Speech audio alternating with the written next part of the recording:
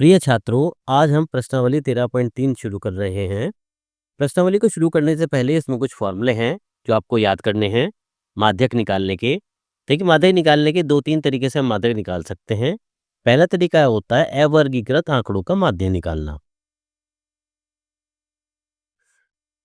अवर्गीकृत आंकड़ों का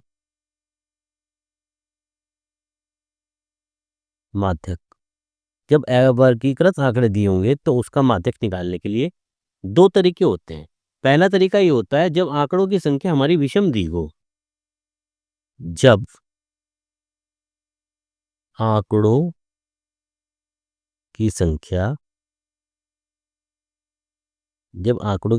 विषम हो, विषम मतलब जो 2 से संख्याएं नहीं कटती। जब आंकड़ों की संख्या विषम दी गई हो तो हमारा माध्यक निकालने का फॉर्मूला होता है माध्यक बराबर n प्लस 1 बटे 2वें पद का मान, जहाँ पर n जो है हमारी पदों की संख्या होती है। यानी जितने भी हमारे पद दिए गए होंगे उसमें हम 1 जोड़ते हैं और 2 से भाग कर देते हैं। उस पद का मान हमें निकालना होता है। इन सबसे पहले जो भी हमारे आंकड़े दिए गए होंगे सबसे पहले हम उन्हें आरोही क्रम में रखेंगे। उसके बाद ये हम फॉर्मूला लगाते हैं। सेकंड पार्ट होता है जब हमारे आंकड़े की संख्या सम दी गई हो। जब आंकड़ों की संख्या सम हो, सम संख्या मतलब जो 2 संख्या 2 से कट जाती है, तब माध्यक निकालने का फॉर्मूला होता है, तब माध्यक निकालते हैं n बटे 2वें पद का मान प्लस ब्रैकेट लगाइए n बटे 2 प्लस 1वें पद का मान और पूरे का बटे नीचे आ जाता है हमारा 2।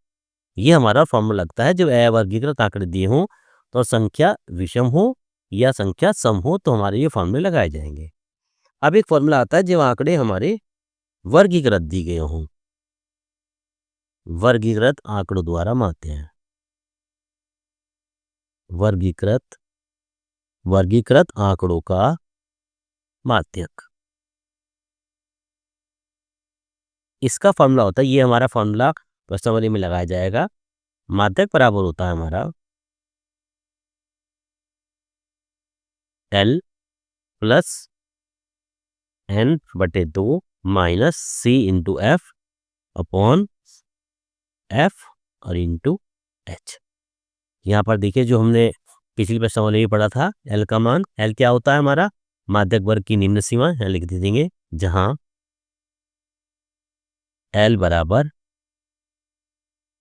माध्यक वर्ग की निम्न सीमा। इसके बाद n क्या होती है, n होती है हमारी पदों की संख्या,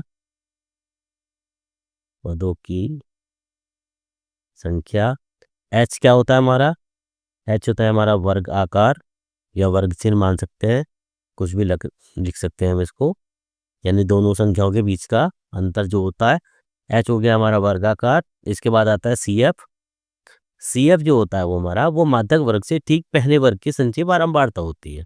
लिखेंगे माध्यक वर्ग से ठीक पहले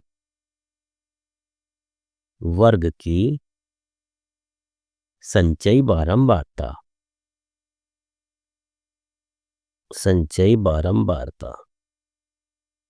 ये हमारा CF होता है।